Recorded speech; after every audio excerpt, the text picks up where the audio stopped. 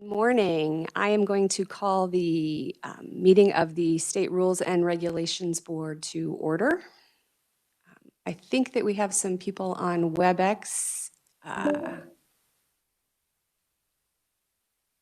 Senator Warren, are you with us?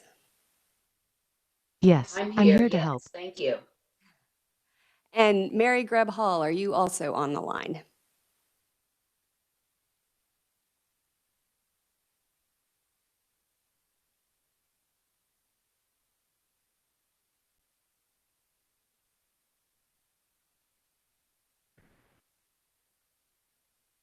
Mary?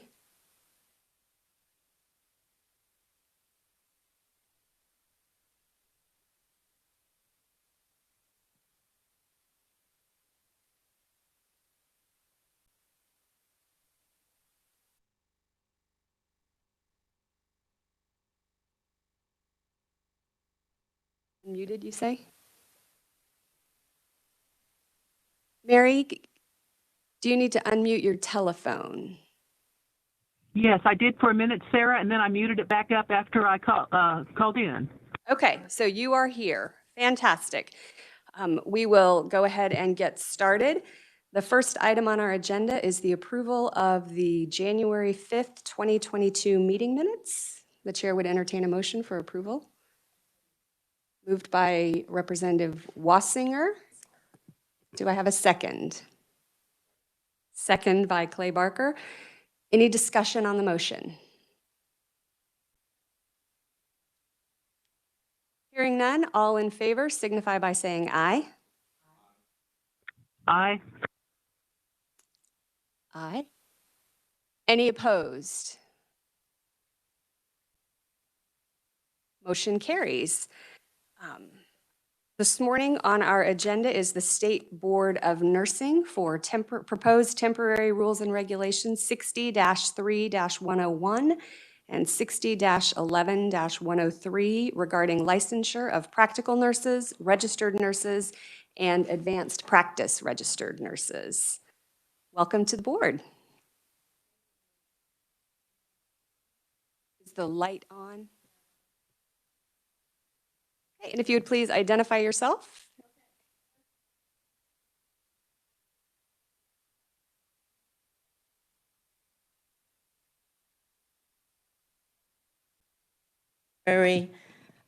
Revisions, there we go, that sounds better, to two regulations that we have, 60-3-101 and 60-11-103.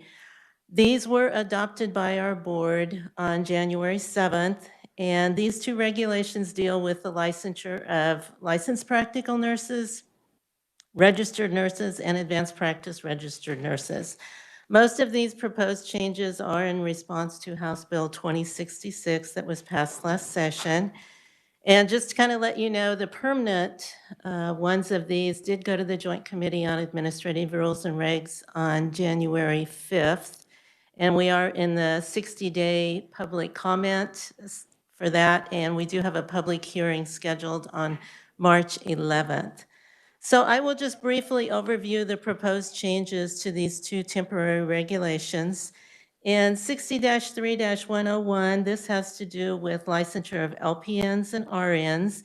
We did add the language that they shall be fingerprinted and submit to a national criminal background report. That has been in statute for a few years and just never got into rules and regs. And we also added language that the applications will be deemed abandoned and closed if the applicant has not submitted proof that all the qualifications for licensure have been met within 180 days after we receive the application. That actually is in another regulation that we have, so we put it in these two regulations, hoping that we could revoke the other regulation. And so the content then, the new content for House Bill 2066 actually starts on page 3, and it starts with little e, verification of current Kansas license. So we put that in there. We also added a definition for active practice because that language was in House Bill 2066, and we also did the very same thing for similar scope of practice. We did not have those definitions, and they were in the House bill. And then we added new language in small g 1 and 2 for the temporary emergency licenses that could be issued during a state of emergency declared by the legislature. So that's kind of an overview of 60-3-101. Do you want me to go on with the next one, or? Why don't we see if there are questions on this one? We'll take them each separately for hearing purposes. Are there any questions? Senator Billinger. Thank you, Madam Chair. So why do they have to be fingerprinted? Actually, to look at their legal history, I think that fingerprint statute was actually put in 2008. It's not uncommon. For part of the nurse licensure compact, if they want a multi-state license, they have to be. That's one of the rules of the interstate compact. Yeah. That's for the compact. Thank you. And you did say that you have a public hearing on March 11th, is that correct? Yes. Okay. Are there any other questions on this proposed regulation? Not hearing any, you can go on to the second one. Thank you. Okay, the next one is 60-11-103. This one has to do with the advanced practice. And you're going to see a lot of similarities here about what we did. We also put the language in for fingerprinting and the state and national criminal history record check.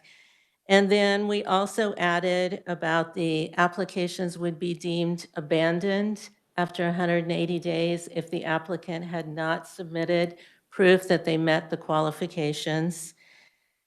And then we just kind of cleaned it up a little bit and added some headers over each subsection that kind of gives an overview of what you would see in that subsection. We did that for the licensure. There's 4 roles of advanced practice registered nurse.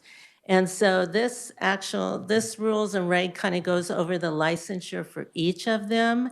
So you will see that we added headings for that. We also did headings for some of the education requirements. There's certain education requirements that the advanced practice registered nurse has to have, and we just kind of felt like it made it a little bit easier in looking at this to see the content that was in the subsections. And then we did the same thing for refresher course. And then actually on page 5 is the new content for House Bill 2066 that starts with verification of the current Kansas licensure. We added definitions for similar scope of practice and active practice, kind of like I mentioned with the other one, since the language was in House Bill 2066. And then we put the qualifications for a temporary emergency license that they could get to practice during a state of emergency declared by the legislature. That is also in this one. Thank you. Are there any questions? Representative Wassinger. Thank you, Madam Chair. I've heard some people say that the background checks are getting backed up nationwide. Would there be any reason why a background check might take longer than 180 days? Oh, no, no, no. I will just tell you typically what takes longer and why they do not get licensed as fast as they think they should is because they haven't submitted all of the information to us. Typically, when we get fingerprints in with the waiver, they're processed either that day or the next day in our agency. And when I say processed in our agency, what we do is they actually pay us for that criminal background check. So we put in our licensing database that we received all of that. And then those are sent to the KBI. And the KBI typically turns them around probably within a week and gets that criminal background report back to us. Yeah. Thank you very much, Madam Chair. Are there any other questions? We'll pause for just a moment. Good morning, Senator. This is Mary Greb Hall with a question, Sarah. Yes, go ahead, Mary.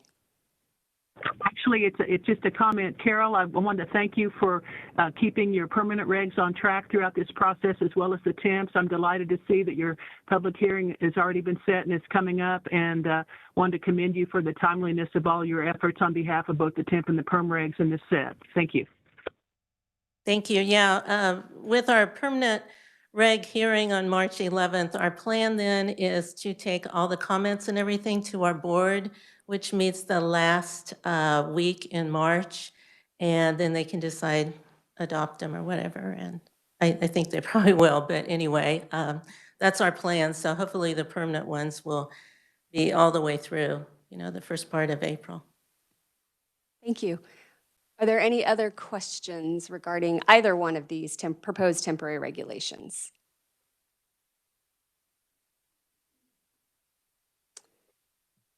Thank you. Thank you for your time. Hearing none, the chair would entertain a motion. Mary Greb Hall with a motion to approve both temporaries. Thank you, Mary. Do I have a second? Second by Representative Wassinger. Any discussion?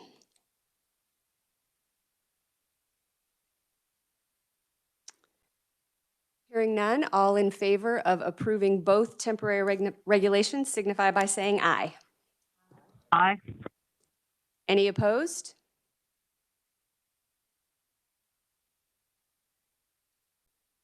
Hearing none, motion carries. I do not have any other business to come before the board today, nor do I have a possible date for our next meeting. I don't know that we have any temporary regulations that are quite ready yet. So when we get those, I will reach out and schedule our next meeting. Thank you all very much.